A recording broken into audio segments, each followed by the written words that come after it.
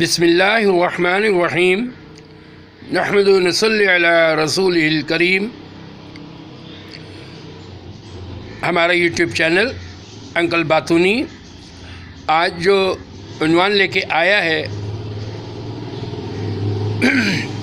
اس نے ایسٹ اور ویسٹ کو ملانے کی کوشش کی ہے، یعنی دونوں میں جو خوبیاں ہیں ان کو جمع کرنے کی کوشش کی گئی ہے۔ مغیبات کا یقین اور ماڈرنائزیشن، یہ ہمارا عنوان ہے۔ دیکھیں جی، ماڈرنائزیشن جو ہے یہ کوئی ایپ کی بات نہیں ہے، اور اس میں اسلام میں یا اسلام والوں کو اس سے کوئی پرابلم نہیں ہے، مگر جیسے جیسے ماڈرنائزیشن کے نام پر محنت ہوتی ہے، کام ہوتا ہے، پروجیکٹس چلتے ہیں، اور اس سمت میں جو بھی قدم اٹھتا ہے تو دیکھنے میں یہ آیا ہے کہ آدمی کا مغیبات کا یقین کمزور ہوتا چلا جاتا ہے، اور وہ آخرت کے بارے میں دھندلا دھندلا یقین رکھنے لگتا ہے، اور یہاں تک کہ ایک وقت آتا ہے کہ وہ پہلے سیکولر ہوتا ہے، پھر ایتھیسٹ ہو جاتا ہے، اور یہاں تک کہ پھر وہ انکاری ہو جاتا ہے، اشتراکی ہو جاتا ہے، لائک کامریڈ وغیرہ جو ہوتے ہیں۔ تو یہ سب کیوں ہوتا ہے؟ یہ اس لیے ہوتا ہے کہ ہم نے حد فاصل قائم کر رکھی ہے۔ کچھ لوگوں کا طبقہ اسلام پسندوں میں وہ ہے کہ جو ماڈرن لوگوں کو خار کی نگاہ سے دیکھتے ہیں، اور ماڈرن لوگوں میں تو اکثر طبقہ وہ ہے کہ جو مولوی حضرات کو یا دیندار طبقے کو یا داڑھی ٹوپی والے کو، یعنی انتہائی دنیا کا ناکام ترین طبقہ سمجھتے ہیں، اور ان کے بارے میں مضحکہ کا انداز ہوتا ہے ان کا۔ اس میں یہ چاروں ہی طبقے تقریباً شامل ہیں، لبرلز اور آپ کا یعنی ایتھیسٹ ہو گئے، کامریڈ ہو گئے، پھر سیکولر ہو گئے، تو یہ سب کی سوچ مور اور لیس کامن ہی ہے۔ اچھا، اس کی وجہ ان کی بدمعاشی نہیں ہے، اس میں بھی ہم یہی سمجھیں گے کہ اس کی وجہ ہم خود ہیں۔ اگر ہم ان کو شروع ہی سے، چونکہ کوئی پیدائشی طور پہ کامریڈ نہیں ہوتا ہے، پیدائشی طور پہ تو سب مسلمان ہوتے ہیں، پیدائشی طور پہ تو سب جب تک عالم بلوغت میں نہ آ جائے وہ مسلمان ہی کہلاتا ہے، لیکن اس کا گرد و نواح کا ماحول جو ہے، چاہے وہ پیرنٹس کی شکل میں ہو، چاہے وہ واک آف لائفس کی شکل میں ہو، وہ اس کو کچھ کا کچھ بنا دیتا ہے۔ اگر ہم شروع ہی میں اپنے جگر گوشوں کو سنبھال لیں تو یہ دن دیکھنے کو نہ ملے، اور اس کے اندر جو زیر قاتل ہے وہ ہے کو ایجوکیشن سسٹم۔ کو ایجوکیشن سسٹم جو ہے یہ بہت تیزی کے ساتھ یعنی اسلامائزیشن سے دور کرتا ہے، اور پھر اس میں جو ادارے ہیں منی میکرز، وہ اس میں بہت بڑا رول پلے کرتے ہیں، اور جہاں رول پلے نہیں بھی ہو رہا ہوتا ہے تو وہاں پہ ایسے این جی اوز کے جو اس کام کے لیے ہی بنائے گئے ہوتے ہیں، اوپر سے وہ ایک ڈھکوسلا ہوتا ہے ان کا، لیکن اصل میں ان کا مشن یہ ہوتا ہے کہ کس طریقے سے یہ جو نیو جنریشن ہے ان کو اسلامائزیشن سے دور کیا جائے۔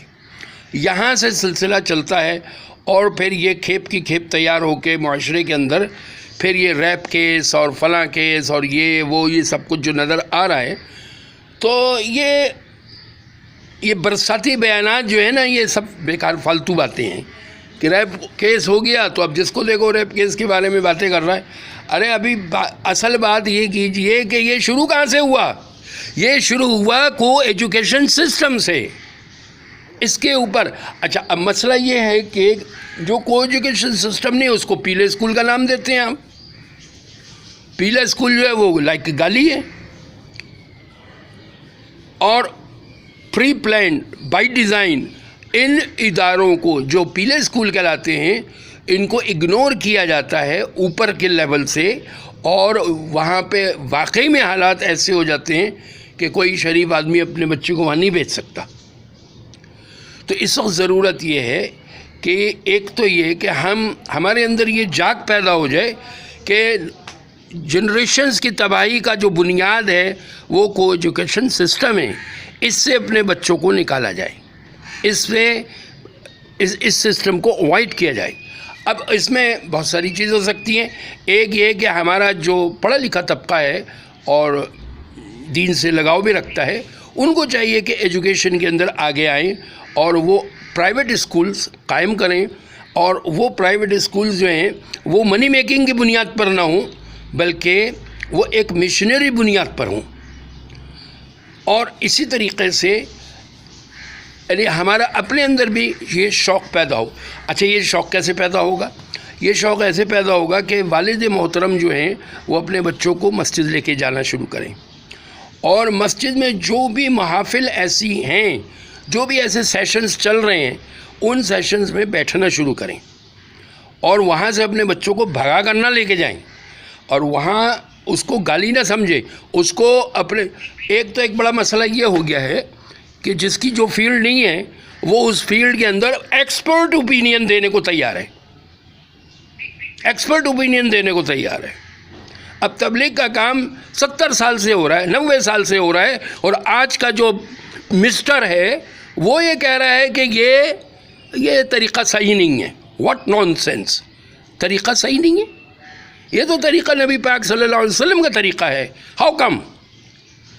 تو یہ جو سوچ ہے نا, یہ ایک ضد والی اور بغض و عناد والی جو سوچ ہے, اس سوچ سے ہم کو اوائڈ کرنا ہوگا, اور اپنے بچوں میں اس زہر کو نہ گھولیں, اور اپنے بچوں کو دین کی طرف بچپن ہی سے راغب کریں.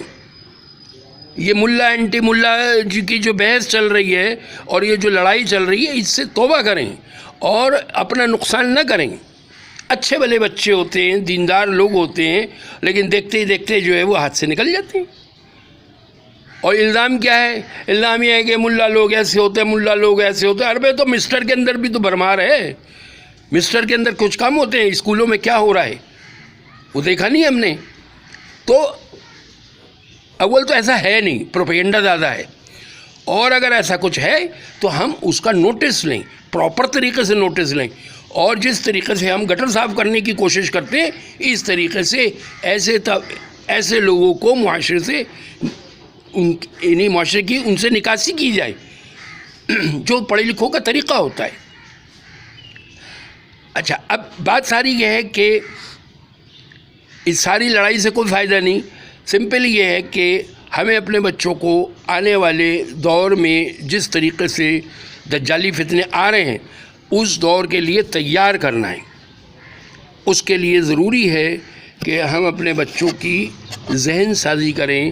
اگر بچے, چونکہ یہ تو ہمارا ملک ہے, لیکن کتنی جگہیں ایسی ہیں کہ جہاں ہمارا کوئی بس ہی نہیں چلتا. کینیڈا ہے, امریکہ ہے, آسٹریلیا ہے, جاپان ہے, چائنا ہے.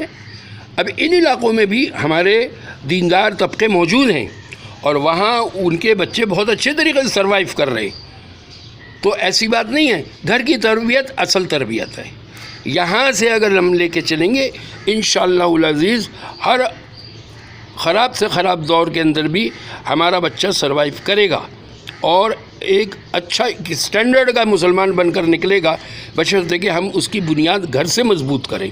ہوتا کیا ہے کہ بچہ اگر مدرسے بھی جا رہا ہے, یا مدرسہ کم اسکول سسٹم جو ہیں گے ان میں بھی اگر جا رہا ہے, تو وہ جاتا ہے وہاں سے کچھ تعلیم لے کے آتا ہے, گھر میں انوائرمنٹ انٹائرلی اپوزٹ ہوتا ہے. نتیجہ کیا ہوتا ہے؟ نتیجہ ہوتا ہے کہ بچہ کنفیوز ہو کے یا تو فل ملا بن جاتا ہے یا پھر فل مسٹر بن جاتا ہے, اور پھر وہ مسٹر بھی نہیں بنتا ہے, پھر وہی ہوتا ہے جو اسلام آباد میں بھی ہوا ہے. مع السلام.